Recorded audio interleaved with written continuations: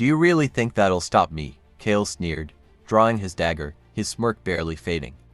Amara's heart raced, but her resolve was stronger. With a quick motion, she activated a charm, sending a burst of light toward Kael.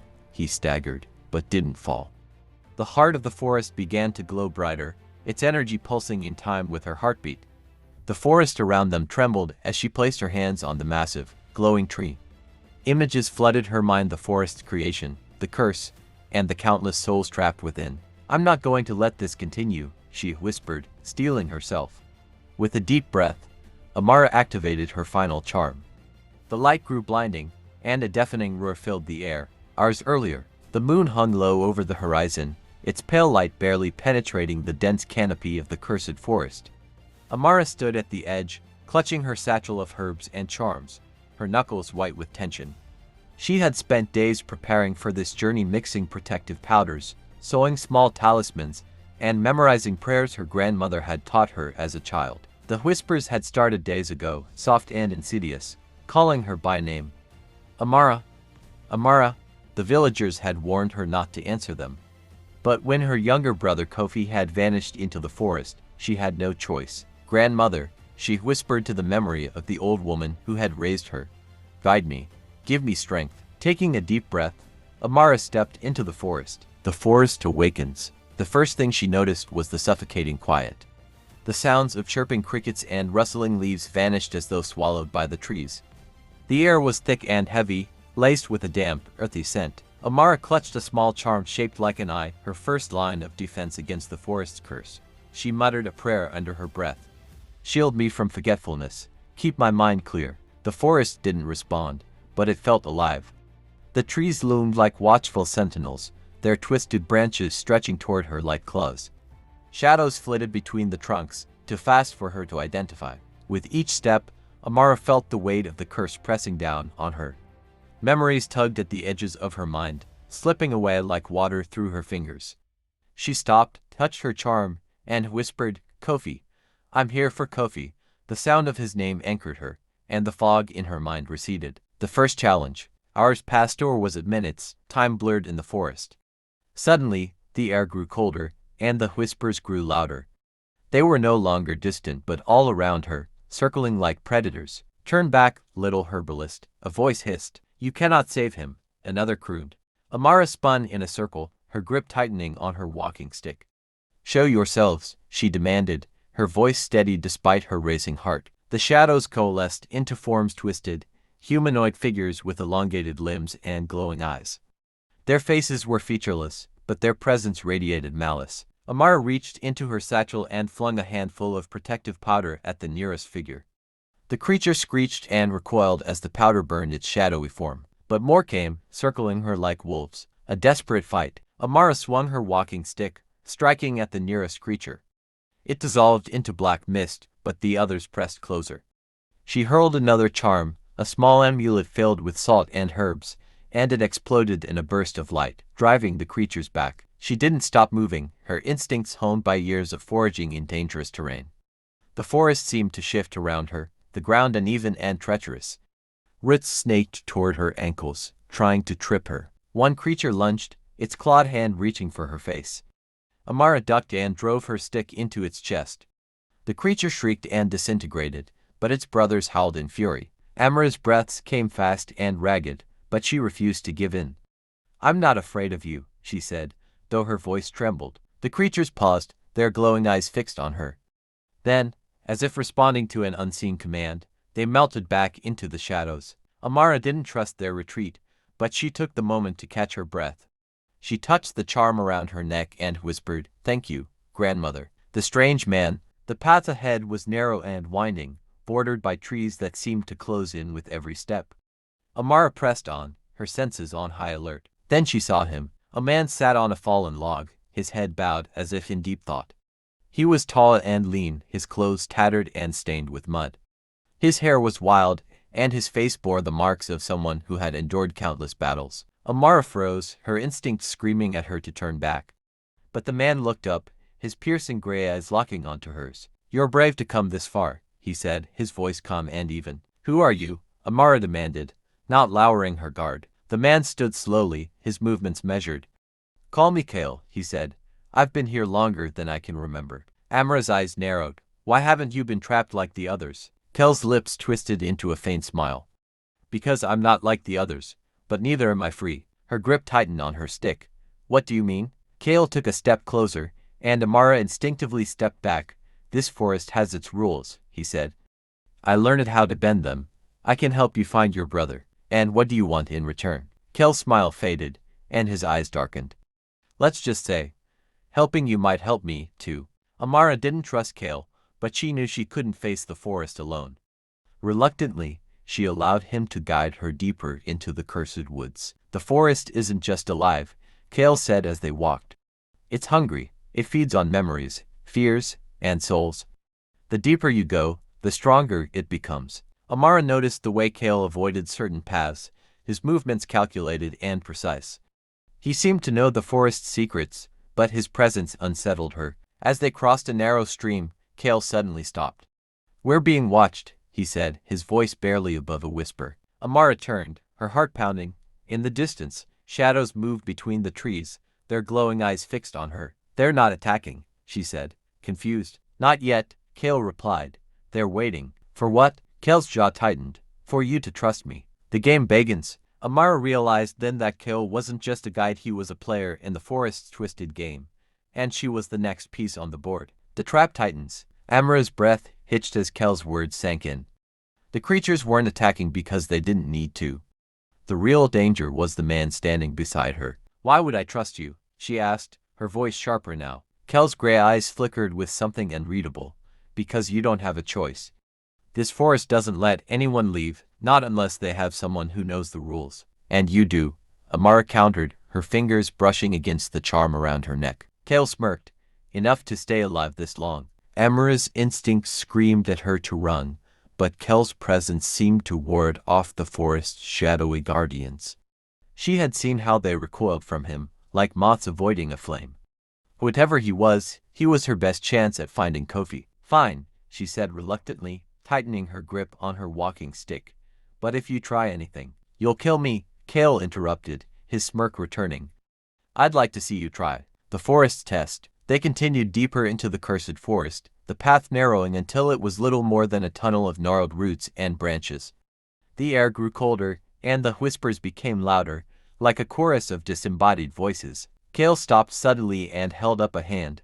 Don't step there, he warned, pointing to a patch of moss ahead. Amara hesitated, studying the moss. At first glance, it seemed ordinary, but as she looked closer, she noticed faint tendrils of black mist rising from it. What is it? She asked. The forest's memory traps, Kael explained. Step on that, and you'll forget why you're here or who you are. Amara swallowed hard, stepping around the moss carefully. How do you know all this? Kael hesitated, his expression darkening. Let's just say I've made mistakes before. The answer only deepened her suspicion, but she pressed on. Every step felt heavier, as though the forest itself was trying to pull her back. Kofi's voice. Ours, or was it days later? A faint sound broke through the whispers. Amara. She froze, her heart pounding. Kofi. She called out, her voice trembling with hope. Amara. Help me. The voice was faint and distant, but it was unmistakably Kofi's. Without thinking, she broke into a run, the shadows of the forest closing in around her. Wait, Kael called after her, but Amara didn't stop. She pushed through the thick underbrush, her heart racing as the voice grew louder. Amara. Finally, she burst into a small clearing and froze. Kofi was there, standing at the center, his back to her. Kofi, she cried, tears streaming down her face. But something was wrong. He didn't turn. He didn't move. Kofi, she said again, stepping closer. Suddenly, Kael grabbed her arm, yanking her back. It's not him, he shouted. Amara struggled against his grip, but then she saw it, the thing wearing her brother's face. It turned slowly, its features melting like wax. Its eyes glowed a sickly green, and its mouth stretched into an unnatural grin. The creature lunged at her, its claws outstretched. Amara screamed and swung her walking stick, striking it across the face. The creature shrieked, its form dissolving into mist before her eyes. Kael pulled her back, his face grim. The forest knows your weaknesses, he said. It'll use them against you. Amara's chest heaved as she tried to catch her breath. That wasn't him. No, Kael said firmly, but your brother is here. And if you keep falling for the forest's tricks, you'll never find him. Kael's secret. They continued in tense silence, Amara's mind racing. She couldn't shake the image of the creature wearing Kofi's face. Was her brother still alive, or had the forest already taken him? Kael's behavior only added to her unease. He seemed to know exactly where to go, avoiding traps and guiding her through the labyrinth of trees with unsettling precision. Finally, she couldn't hold back her question any longer. Why are you helping me? Kael stopped and turned to her, his expression unreadable. Because I know what it's like to lose someone to this forest. What do you mean? He hesitated, then sighed. I came here years ago to find someone I loved. I thought I could save her, but I failed. The forest took her and it took a part of me, too. Amara's eyes narrowed. And now you're stuck here. Kael nodded.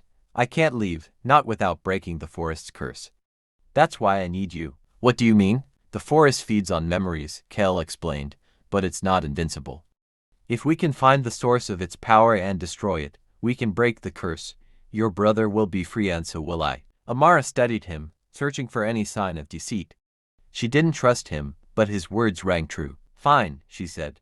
But if you're lying to me. I'm not, Kael interrupted. We don't have time to argue. The forest won't let us get this far without a fight. As they moved deeper into the forest, the shadows grew thicker, and the air felt heavy with malice. The whispers became screams, echoing through the trees like a chorus of the damned. Amara clutched her charms tightly, her heart pounding. She didn't know what lay ahead, but she knew one thing for certain: she wouldn't leave without her brother. The heart of the forest. Amara's steps grew heavier as the forest seemed to shift around her. Roots writhed like serpents, branches curled into claw-like shapes, and the air carried an eerie hum that seemed to press against her ears. Kael moved ahead, his movements fluid, as though the chaos of the forest didn't faze him. What's at the center of this forest? Amara asked, breaking the silence. Kael paused, his gaze distant. The heart. It's the source of the curse and the reason no one can escape. And how do we destroy it? Kael hesitated. That depends on you. Me? The forest doesn't fear me, he said, his voice bitter. But you're new. You still have memories, purpose, and resolve. Those are things it fears. That's why it's trying so hard to break you. Amara clenched her fists, her mind racing. Was Kael telling the truth, or was this just another trap? The guardians. The ground trembled as a deep, guttural growl echoed through the forest. Amara froze, her charms glowing faintly as the air grew colder. What was that? She whispered. The guardians, Kael replied grimly. They protect the heart. Before Amara could respond, the trees parted, revealing towering creatures made of twisted wood and shadow. Their glowing eyes fixed on Amara, and their movements were unnervingly smooth, as though they were more alive than the forest itself. They know we're close, Kael said, drawing a dagger from his belt. Amara tightened her grip on her walking stick. What do? We fight, Kael said simply. The first guardian lunged, its massive claws slashing through the air. Amara ducked and swung her stick, striking the creature's leg. The wood splintered, but the creature didn't falter. Kael leapt forward, his dagger glinting as he plunged it into the guardian's chest. The creature let out a bone-chilling scream before collapsing into a heap of ash and leaves. Don't stop moving, Kael shouted, dodging another guardian's attack. Amara chanted under her breath, activating one of her charms. A burst of light erupted from her hand, forcing the creatures to retreat. They don't like light, she yelled, her confidence growing. Kael smirked. Good to know. Together, they fought their way through the guardians, their teamwork growing stronger with each battle. Amara's charms and quick thinking complemented Kael's skill and experience, and soon, the path to the heart was clear. At the center of the forest stood a massive, pulsating tree. Its bark shimmered with an otherworldly glow, and its roots stretched deep into the earth, anchoring the entire forest. That's it, Kael said, his voice low. Amara approached cautiously, her heart pounding. The tree radiated a strange energy that made her feel both drawn to and repelled by it. How do we destroy it? She asked. Kael didn't answer. When she turned to look at him, his expression had changed. You don't, he said, a cruel smile spreading across his face. Amara's blood ran cold. What are you talking about? I told you I needed you to break the curse, Kael said, stepping closer. But I didn't tell you how. The heart requires a sacrifice, a willing soul. And you've been walking right into my trap. Amara's mind raced as Kael's words sank in. He had been guiding her, earning her trust, all to use her as a pawn. I trusted you, she shouted, backing away. Kael shrugged. You trusted yourself. I just gave you a path to follow. The fight for freedom. As Kael advanced, Amara activated another charm, sending a blast of energy toward him. Kael staggered but didn't fall. Do you really think that'll stop me? He sneered, drawing his dagger. Amara reached into her pouch, pulling out a charm she had been saving, a binding spell. She whispered the incantation, and glowing tendrils of light erupted from the charm, wrapping around Kael. You're stronger than I thought, he said, his voice strained. But it won't be enough. The heart of the forest began to glow brighter, its energy pulsing in time with Amara's racing heartbeat. She realized that the heart was reacting to her, feeding on her fear and determination. Wait, she whispered. It's not just a source of power, it's alive. Kael laughed, his voice echoing. Of course it is. And it's been waiting for someone like you. Amara ignored him, focusing on the heart. She placed her hands on its bark, feeling its energy surge through her. Images flooded her mind, memories of the forest's creation, the curse, and the countless souls trapped within. I'm not going to let this continue, she said, her voice firm. With a deep breath, Amara activated her final charm, channeling all her energy into the heart. The light grew blinding, and a deafening roar filled the air. The heart cracked, its glow fading as the forest began to collapse around them. Escape and redemption. Kael's bones broke, and he lunged at Amara, but it was too late. The heart shattered, releasing a wave of energy that sent him flying. The forest's shadows dissolved, revealing a bright, open sky. Amara collapsed to the ground, exhausted but victorious. Kael lay nearby, his expression a mix of anger and regret. You destroyed it, he said weakly. Amara nodded. And now, everyone is free. As the trapped souls were released, the forest began to fade, its power gone. Amara stood, her body aching but her spirit unbroken. She glanced at the small pouch of charms she had left, each one representing a fragment of her strength and knowledge. If there were other cursed places in the world, how many lives were still trapped, waiting for someone to help them? The thought made her uneasy, but it also filled her with a sense of purpose. Amara, Adama said, sitting beside her, you have a gift. The forest didn't destroy you because it feared you. And now that you've faced its darkness, you're stronger than ever. I don't know if I'm ready for more, Amara admitted. Adama smiled knowingly. No one ever is, but readiness isn't the same as willingness. You've already proven you're willing to fight for others. Amara looked at her sleeping brother, then back at the elder. If there are others out there who need help, I can't just ignore it. Adama nodded. Then rest tonight. Your journey is far from over. The road ahead. As the first light of dawn crept over the horizon, Amara prepared to leave the village once more. She kissed Kofi on the forehead, promising him she would return soon, and gathered her belongings. The villagers watched silently as she set out, some offering blessings, others whispering prayers for her safety. With each step away from the village, Amara felt the weight of her new mission settle on her shoulders. The world was vast, and the dangers she would face were unknown. But she had faced the cursed forest and survived. She had found her brother and freed countless others from their torment, and now she was ready to face whatever lay ahead.